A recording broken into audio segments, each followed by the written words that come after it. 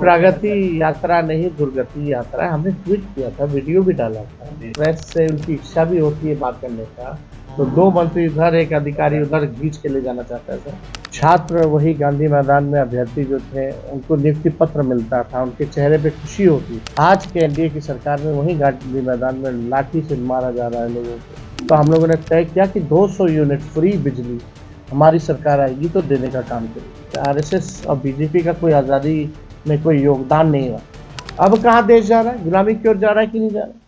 नमस्कार, आप live cities देख रहे हैं। मैं हूं आपके साथ काव्या। नेता प्रतिपक्ष तेजस्वी यादव अपनी कार्यकर्ता दर्शन सह संवाद यात्रा पे हैं और इस यात्रा के दौरान आज तेजस्वी यादव जहानाबाद पहुंचे हुए हैं, जहां पे उन्होंने एक बार फिर से बीजेपी पर कटाक्ष किया है। किस तरीके से आरएसएस प्रमुख मोहन भागवत को लेकर उन्होंने कहा है और इसके अलावा जो देश की अर्थव्यवस्था गिर रही है, रुपया और डॉलर का मुकाबला किया है और मुख्यमंत्री नीतीश कुमार पर भी बड़ा बयान दिया। सबसे पहले आप उस पूरे बयान को सुनिए कि तेजस्वी यादव क्या कुछ कह रहे हैं। कि बिहार जो है भ्रष्टाचार का देश में अड्डा बन चुका है।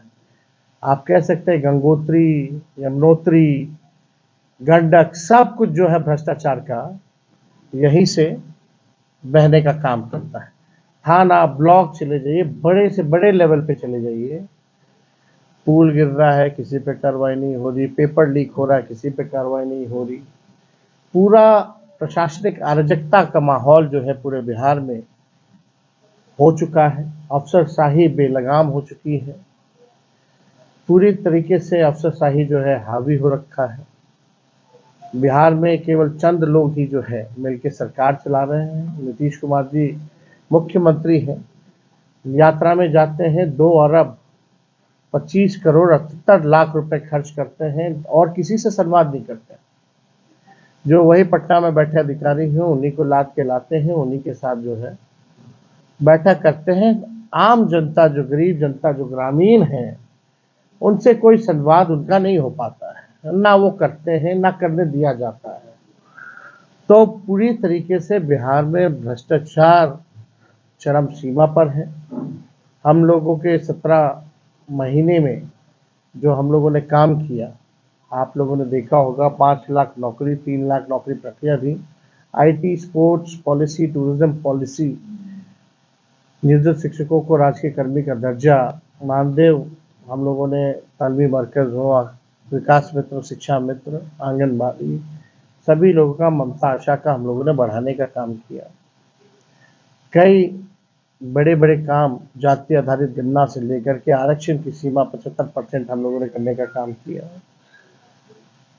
छात्र वही गांधी मैदान में अभ्यर्थी जो थे, उनको नियुक्ति पत्र मिलता था, उनके चेहरे पे खुशी होती थी। आज के एनडीए की सरकार में वही गांधी मैदान में लाठी से मारा जा रहा है लोगों को। लोग निराश है, अभ्यर्थी, नौजवान, छात्र, छात्राएं, कोई भी सरकार में जो है खुश नहीं है। तो हम लोग बिहार घूम रहे हैं, उसी के फीडबैक के अनुसार हम लोगों ने तय किया, जो महिलाओं की समस्या है इसके निदान के लिए हमारी सरकार अगर बनेगी तो माई बहन मान योजना हम लोग लाएंगे और सरकार बनने के 1 महीने के भीतर इसको लागू कर दिया जाएगा और 2500 रुपये सीधे माताएं बहनों के खाते में हम लोग डालेंगे। स्मार्ट मीटर से लोग परेशान हैं, जहां हम लोग जा रहे हैं लोगों का शिकायत मिल रहा है, वर्करों का शिकायत मिल रहा है कि उनके पंचायतों में समस्या है। तो स्मार्ट मीटर, आप लोग जानते हैं कि पहले से ही बिहार में जो है बिजली का बिल जो आता है या दाम जो है, पूरे देश भर में अगर सबसे महंगा बिजली मिलता है तो वो बिहार है। तो हम लोगों ने तय किया कि 200 यूनिट फ्री बिजली हमारी सरकार आएगी तो देने का काम करेंगे। इसी के तहत वृद्धा पेंशन की भी बात आई, सामाजिक सुरक्षा पेंशन की भी बात आई। जो दिव्यांग हैं, विधवा हैं, वृद्ध लोग हैं, उनका केवल पेंशन जो है 400 रुपये ही मिलता है। तो वो 400 से बढ़ा करके हम लोग जो है 1500 रुपये जो है करने का ऐलान हम लोगों ने किया है और हम लोगों ने जो जो कहा है वो हम लोगों ने किया है। हम लोग काम करने वाले लोग हैं, लेकिन बिहार में आप देखिएगा नीतीश कुमार जी थक चुके हैं। रिटायर्ड अधिकारियों के साथ जो है वो बिहार चला रहे हैं। पूरे बिहार भर में डीके टैक्स वसूली हो रहा है, भ्रष्टाचार का केंद्र बना है। और ना इनके पास कोई विजन है, ना कोई मिशन है। इन लोगों को बिहार कैसे आगे अव्वल राज्यों में ले जाएंगे, कोई भी इनकी कार्य योजना नहीं दिखती है, रोड मैप नहीं दिखता है। हम लोगों के पास विजन भी है, हम लोगों के पास रोड मैप भी है, पूरा ब्लूप्रिंट है कि किस प्रकार से बिहार को हम लोग अव्वल राज्यों में ले जाने का काम करेंगे, बिहार की जो मुख्य समस्याएं हैं उसको कैसे दूर करेंगे। एक बार हम लोग पूरा बिहार घूम लेंगे, यात्रा हो जाएगी। आप लोग भी जानते ही, पिछले बार भी विधानसभा सत्र था, दोनों हाउस में नहीं बोले। इतने गंभीर से गंभीर मसला चल रहा है, मुख्यमंत्री गायब रहे, कोई चुप्पी उन्होंने तोड़ी नहीं। यात्रा में भी दक्षिण बिहार आपका ये प्रगति यात्रा नहीं, दुर्गति यात्रा है। हमने ट्वीट किया था, वीडियो भी डाला था कि जैसे ही प्रेस से उनकी इच्छा भी होती है बात करने का, तो 2 मंत्री इधर, एक अधिकारी उधर खींच के ले जाना चाहता है सर।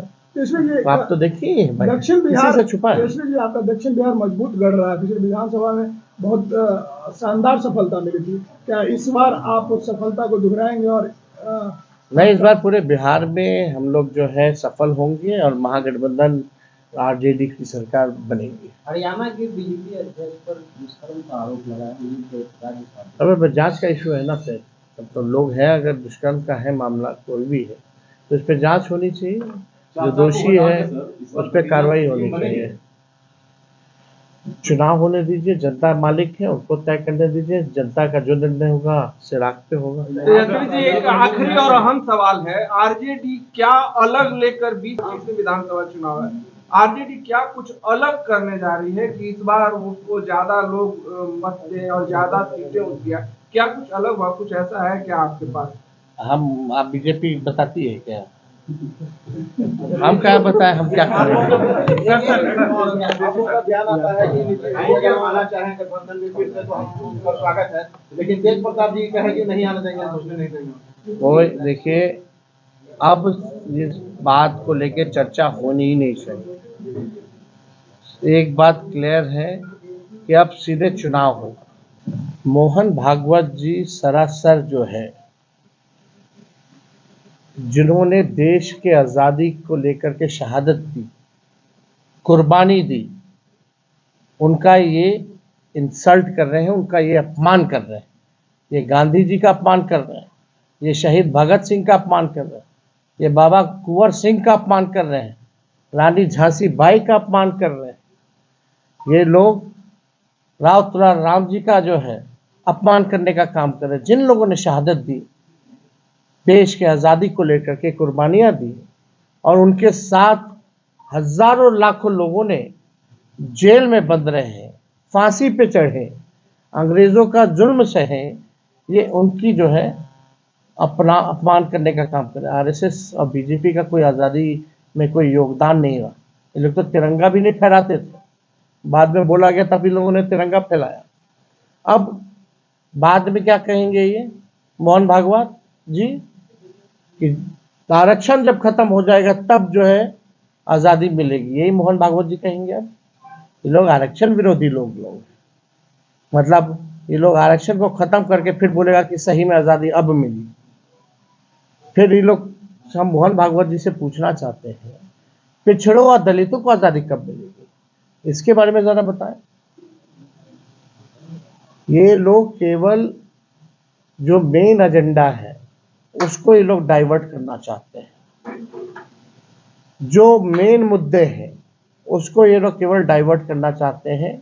अरे अपने काम बीजेपी ने क्या किया बताएं मोहन भागवत जी कि आज 84 रुपया हो गया है डॉलर का रेट, $1 का रेट 86 हो गया। बताइए 86 हो गया, आज देश गुलामी की ओर जा रहा है। आप क्या बोल रहे हैं? कौन लेके जा रहा है देश को गुलामी की ओर? इतना महंगा हो रहा है। पहले क्या कीमत थी? तभी लोग रोते थे देश गुलाम हो रहा है, देश गुलाम हो रहा है। अब इससे ज़्यादा 86 रुपये से ज़्यादा इनके 86 रुपये तो इनके राज में हुआ। अब कहाँ देश जा रहा है? गुलामी की ओर जा रहा है कि नहीं जा रहा? मोहन भागवत जी ये लोग संविधान को मानने वाले लोग नहीं हैं। ये लोग स्वतंत्रता सेनानी जितने रहे या जितने हमारे सुभाष चंद्र बोस रहे, इन लोगों का अपमान करने का काम कर रहे हैं।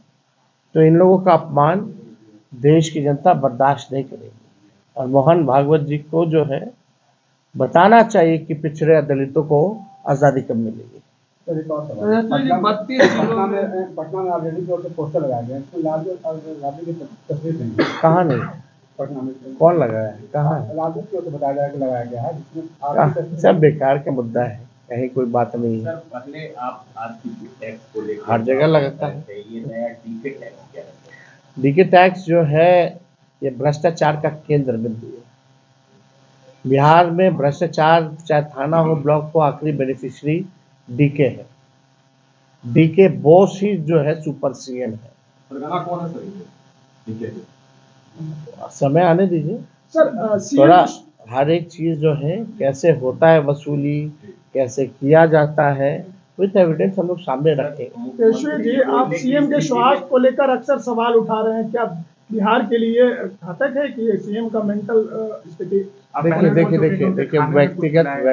व्यक्तिगत तौर क्या पता मिला के देता हूँ लोग, कौन जान रहा है। हम व्यक्तिगत तौर पे मोड़ चोड़ के मत दिखाइएगा। व्यक्तिगत तौर पे बुजुर्ग हैं, अभिभावक हैं, उनका हम सम्मान करते हैं, लेकिन नेता विरोधी दल होने के नाते हम जो है वो मुख्यमंत्री है इसका विरोध करते हैं। केंद्र सरकार हम लोग क्यों नहीं चाहेंगे कि भाई उनका स्वास्थ्य जो है ठीक रहे। अब लेकिन उनके आसपास वाले जो लोग हैं अब क्या करते हैं नहीं करते, अब उनका काम है। आपने नेता प्रतिपक्ष तेजस्वी यादव को सुना, जो कि एक तरफ आरएसएस प्रमुख मोहन भागवत के बयान पर पलटवार करते हुए नजर आए हैं। दरअसल आपको बता दें तो मोहन भागवत का ये बयान था कि राम मंदिर और रामलला के आने के बाद ही देश आजाद हुआ है। इस पे तेजस्वी यादव का कहना है कि ये कह के वो देश के स्वतंत्रता सेनानियों की अपमान कर रहे हैं, ऐसा उनको नहीं बोलना चाहिए। और इसके अलावा उन्होंने यह भी कहा है कि मोहन भागवत को ये पूछना चाहिए कि देश की अर्थव्यवस्था इतनी क्यों गिर रही है।